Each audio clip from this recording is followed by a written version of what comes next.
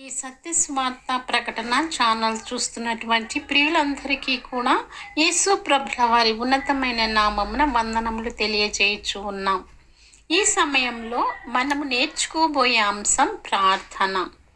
ప్రార్థన ఎలా చేయాలి, ఎలా చేస్తే యేసయ్య మన ప్రార్థనకు జవాబిస్తాడు అనే అంశాలను తెలుసుకుందాం. మరి చిన్న ప్రార్థనతో ఈ కార్యక్రమాన్ని ప్రారంభించుకుందాం. మహాపరిశుద్ధుడైనటువంటి నా ప్రియ తండ్రి, మీకు స్తోత్రం నాయన. ఇదిగో తండ్రి, ఈ యొక్క వీడియోలోనైనా ప్రార్థన అనేటటువంటి మరి అంశం గురించి నాయన మేము మీ ప్రియులతో కలిసి నాయన ధ్యానించిన ఇంటుండగా మాకు తోడుగా ఉండండి. మా ప్రార్థన అవసరతలు నీ చేతులకు అప్పగిస్తున్నాం నాయన. అయ్యా, మేము మొరపెట్టినప్పుడు మీరు మా మొరను ఆలకించి జవాబునిచ్చే గొప్ప దేవా, మీకు స్తోత్రం నాయన. నీ భక్తులు నాయన చాలామంది తండ్రి మొరపెట్టి వారు జవాబులు పొందుకున్నారు నాయన. మీ తండ్రి చిత్తానుసారంగా మీరు ఏది అడిగినా కూడా జవాబు మీరు పొందుకుంటారని నిశ్చలమైన భక్తితో ప్రార్థించని సెలవిచ్చిన మా దేవా, మీకు స్తోత్రం నాయన. ఇదిగో నాయన, మమ్మల్ని మీ చేతికి అప్పగించుకుంటూ వాక్యం ద్వారా మాతో మాట్లాడండి. యేసు ప్రభుల వారి శ్రేష్టమైన నామం స్తుతించి అడిగి వేడిపుంచడం మా ప్రియ పరలోకపు తండ్రి, ఆమెన్. మంచిది. హల్లెలూయా. మొదటగా ప్రార్థన ఎలా చేస్తే మరి జవాబు వస్తుందనే విషయాలను మనం తెలుసుకుందామండి. మరి మనము ప్రార్థించేటప్పుడు మొదటగా మనం తెలుసుకోవాల్సిన విషయం ఏంటంటే, ప్రార్థన చేస్తున్నప్పుడు మనము విసుగకూడదు. లూకాసు వార్త 18వ అధ్యాయం 1వ వచనంలో దేవుడు సెలవిస్తూ ఉన్నాడు, మీరు విసుగక నిత్యము ప్రార్థించుచుండవలెను. మనం 1 నెల చేసాం, 2 నెలలు చేసాం, ప్రార్థన ఇంకా జవాబు రాలేదని విసుగుకోకూడదు. ఎందుకంటే యేసయ్య అంటున్నాడు, ప్రతి దానికి ఒక సమయం ఉంది. ఏ సమయంలో ఏది ఇస్తే మీకు శ్రేష్టమో ఆ సమయంలోని దేవుడు మీకు అనుగ్రహించే దేవుడుగా ఉంటూ ఉన్నాడు. ఆమెన్. చూడండి, బైబిల్ గ్రంథంలో మరి అబ్రహాం గారు ప్రార్థించారు కుమారుని కోసం. నాయనా, నాకు ఒక కుమారుణ్ణి ఇవ్వండి అని. దేవుడు అతనికి వాగ్దాన పుత్రుణ్ణి ఇచ్చాడు. అతనికి 100 సంవత్సరాల వయస్సులో దేవుడు అసాధ్యం అనుకున్నటువంటి వయసులో తనకు కుమారుణ్ణి ఇచ్చి ఆశీర్వదించాడు. అదేవిధంగా అన్న అనే స్త్రీని మనం 1 సమూయేలు గ్రంథం 1వ అధ్యాయంలో చూస్తాం. ఆమె ప్రార్థించి మొరపెట్టి కన్నీటితో దేవుని దగ్గర అడిగి ఒక చక్కని కుమారుని పొందుకుంది. ఆయనే సమూయేలు ప్రవక్త. అలాగే 1 రాజుల గ్రంథంలో మనం చూస్తున్నాం. 1 రాజుల గ్రంథం 8వ అధ్యాయంలో మనం చూసినట్లయితే అక్కడ కూడా సొలొమోను ప్రార్థన చేస్తూ ఉన్నాడు. ఆయన ఈ ఇశ్రాయేలు ప్రజలు నీ సన్నిధిలో మోకరించి ప్రార్థించినప్పుడు వారి మనవి ఆలకించి వారికి ఉత్తరం ఇవ్వండి అని దేవుని దగ్గర మొరపెడుతూ ఉన్నారు. అదేవిధంగా 1 రాజుల గ్రంథం 3వ అధ్యాయం 7 నుంచి 10 వచనములను మనం చదివినట్లయితే అక్కడ బాలుడైనటువంటి సొలొమోను ప్రార్థన చేస్తూ ఉన్నాడు. ఆ వాక్యాల్లో మనము ఆయన దేవునికి మొరపెట్టుకుంటూ, నాయన ఇంత పెద్ద ఇశ్రాయేలీయులను మరి నాయన న్యాయం తీర్చడానికి నా జ్ఞానం సరిపోదు కాబట్టి నాకు జ్ఞానం ఇవ్వండి అని దేవుడిని అడుగుతూ ఉన్నాడు. అయితే దేవుడు అతని ప్రార్థనకి మెచ్చి జ్ఞానంతో పాటుగా సర్వసంపదలు దీర్ఘాయు అతనికి ఇచ్చినట్టుగా మనం అక్కడ చూస్తూ ఉన్నాం. అదేవిధంగా 2వ రాజుల గ్రంథం 20వ అధ్యాయం 3వ వచనం నుంచి మనము చదివినట్లయితే వరుసగా క్రిందికి అక్కడ హిజ్కియా అనే రాజును చూస్తున్నాం. ఆయన ప్రార్థన చేస్తున్నాడు, తండ్రి నీ సన్నిధిలో నేను యథార్థవంతుడనై ఎలా బ్రతికానో మీకు తెలుసు కదా, నన్ను బ్రతికించండి అని ప్రార్థన చేస్తూ ఉన్నాడు. అయితే దేవుడు అతనికి సమాధానంగా మరి ఆయుష్ 15 సంవత్సరముల ఆయుష్ అతనికి పెంచి అతన్ని దీవించినట్టుగా చూస్తూ ఉన్నాం. చూసారా, మరి ఇంతమంది దేవుని దగ్గర ప్రార్థించి అడిగి జవాబు పొందుకున్నారు. ఈరోజు మీరు నేను అదే స్థానంలో ఉన్నాం. ప్రార్థిస్తున్నాం, మన కుటుంబముల కోసం ప్రార్థిస్తున్నాం, పిల్లల కోసం ప్రార్థిస్తున్నాం, జీవితంలో ఉద్యోగాలు రాని బిడ్డల కోసం, నిరుద్యోగమైనటువంటి బిడ్డల కోసం మనం ప్రార్థిస్తున్నాం.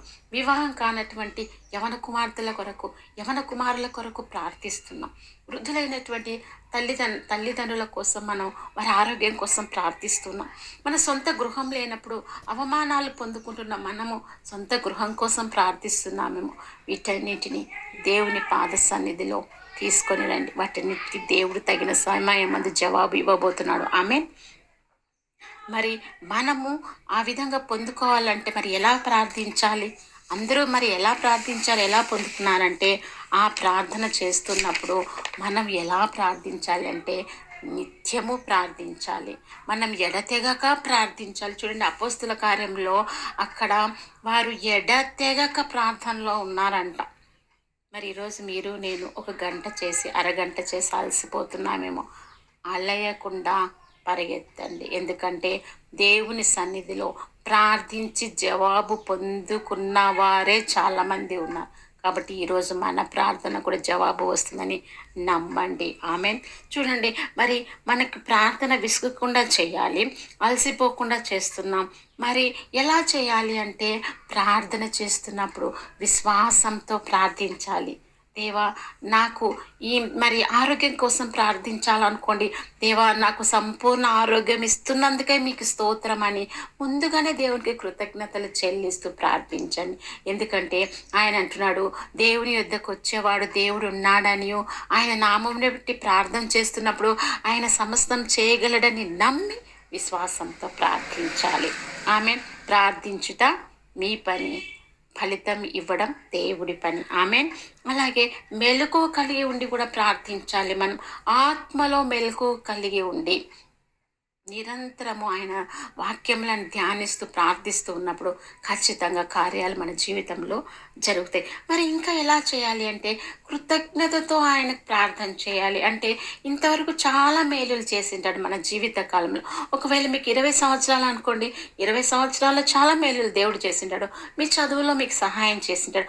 ఒకవేళ 30 ఏళ్ళు వచ్చి మీకు ఉద్యోగం ఉండి వివాహం కాలేక మీరు మరి ఇబ్బంది పడుతున్నారనుకోండి, ఉద్యోగం ఇచ్చిన దేవునికి మీరు కృతజ్ఞతలు చెల్లించాలి. ఒకవేళ వివాహం అయ్యి మరి పిల్లలు కలగని మరి దంపతులు ఉన్నట్లయితే మీకు వివాహమై పరిపూర్ణమైనటువంటి వ్యక్తులుగా దేవుడు చేస్తాడని నమ్మి మరి సంతానం కోసం ప్రార్థన చేయాలి. కాబట్టి ఇన్ని మేలులు చేస్తూ వరుసగా వస్తున్న దేవుడు ఈ మేలును కూడా తప్పకుండా చేస్తాడు. ఆమేన్.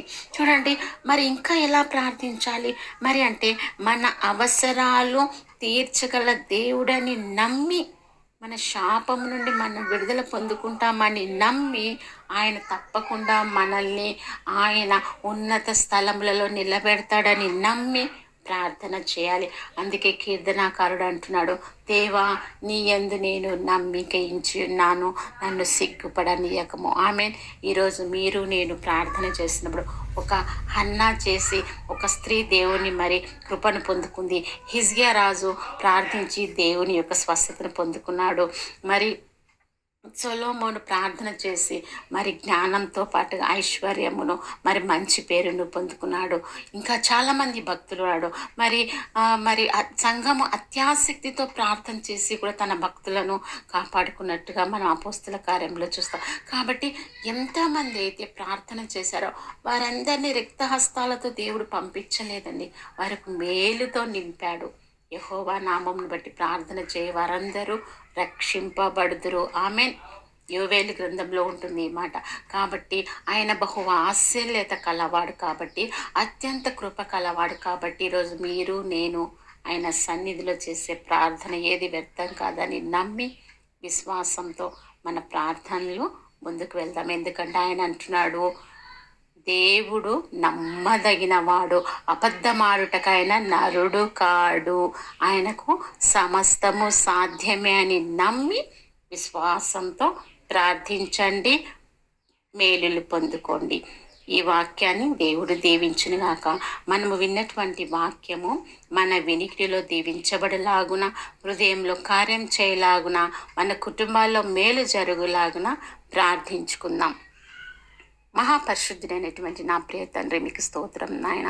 ఇదిగో నాయన, ఈ యొక్క విత్తబడినటువంటి వాక్యములు నీరు కట్టి ఫలింపచేయని నాయన విన్న మా ప్రియులు నాయన ప్రార్థించే బిడ్డలుగా, ప్రతిఫలాలు పొందుకునే బిడ్డలుగా, ఓపికతో విసుగక అలయక ప్రార్థించి నీ సన్నిధిలో మేలులు పొందుకొని నీకు కృతజ్ఞతలు చెల్లించేటటువంటి బిడ్డలుగా ఉండాలని నాయన ప్రార్థిస్తున్నాం నాయన. అయ్యా, అలసిపోయారేమో నాయన ప్రార్థించి, ఇక కార్యం జరగలేదని నిరుత్సాహపడుతున్నారేమో నాయన బిడ్డలు. అటువంటి బిడ్డలను లేవనెత్తండి, ధైర్యపరచండి, బలపరచండి. దేవుడు కార్యములు చేయుటకు సంసిద్ధంగా ఉన్నాడని ఒక గొప్ప శుభవచనమును వారికి సెలవీయండి. వాక్యాలు వాళ్ళు చదువుతూ ఉన్నప్పుడు వాక్యం ద్వారా వారిని ఆదరించండి, వాక్యం ద్వారా వారితో మాట్లాడండి నాయన. అయ్యా, మీరు గొప్ప దేవుడని, సమస్తమును మీ చేతిలో ఉన్నవని వారు నమ్మి విశ్వాసంతో నీ వైపు చూస్తున్నారు నాయన. ఆశగల ప్రాణాన్ని మేలులతో తృప్తిపరిచే గొప్ప దేవా, మీకు స్తోత్రం నాయన. ఇదిగో నాయన, మా ప్రియుల అవసరతలన్నీ నీ చేతులకు అప్పగిస్తున్నాం నాయన. జ్ఞానం కావాల్సిన బిడ్డలకు జ్ఞానం ఇవ్వండి, ఉద్యోగం కావాల్సిన బిడ్డలకు ఉద్యోగం ఇవ్వండి.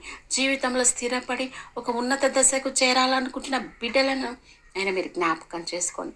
సంతానలేమితో బాధపడుతున్న బిడ్డలను జ్ఞాపకం చేసుకోండి. ఒక చక్కని నాయన కుమారుల తండ్రిగా చేయమని ప్రార్థిస్తున్నాం నాయన. అలాగే నాయన తండ్రి సమానులు నాయన, మరి వృద్ధులైనటువంటి తల్లిదండ్రుల కొరకు ప్రార్థిస్తున్నాం నాయన. వారిని జ్ఞాపకం చేసుకోండి తండ్రి నాయన. పసిపిల్లలు మొదలుకొని వృద్ధుల వరకు ప్రతి ఒక్క వయసు వారిని జ్ఞాపకం చేసుకోండి నాయన. వారి అక్కర్లు తీర్చండి, ధైర్యపరచండి, స్థిరపరచండి. నీ యొక్క రాకడ కొరకు ఎదురు చూసే బిడ్డలుగా వారు ఉండాలి. వాక్యంతో అనుదినము నూతన పరచబడి అనుదినము వాక్యంలో ఎదుగుతూ 30 60 100 నీ సన్నిధిలో ఫలించే కృప వారికి ఇవ్వమని యేసు ప్రభుల వారి శ్రేష్టమైన నామమున ఈ బిడ్డలందరినీ కూడా నీ చేతికి అప్పగిస్తూ ఈ దిన దీవెనలతో నింపండి, మేలు చేసి ఆశీర్వదించమని యేసయ్య దివ్యనామమున అడిగి వేడుకుంటున్న మా ప్రియ పరలోకపు తండ్రి, ఆమేన్. అందరికీ ప్రైజ్ ది లార్డ్ అండి. ఈ సత్యస్వార్త ప్రకటన ఛానల్ని చూస్తున్నటువంటి పిరువులందరికీ కూడా మరొకసారి వందనాలు తెలియజేస్తున్నాను. ఈ కార్యక్రమాల గురించి మీ స్నేహితులకు సన్నిహితులకు తెలియచేయండి. వారు కూడా ఈ కార్యక్రమాలు చూసి ఆదరణ పొందుకుని క్షేమం పొందుకునే కృప దేవుడు ఇచ్చునుగాక. మరొకసారి మీకందరికీ వందనాలు తెలియజేస్తూ ఉన్నాను. ఆమేన్. Praise the lord.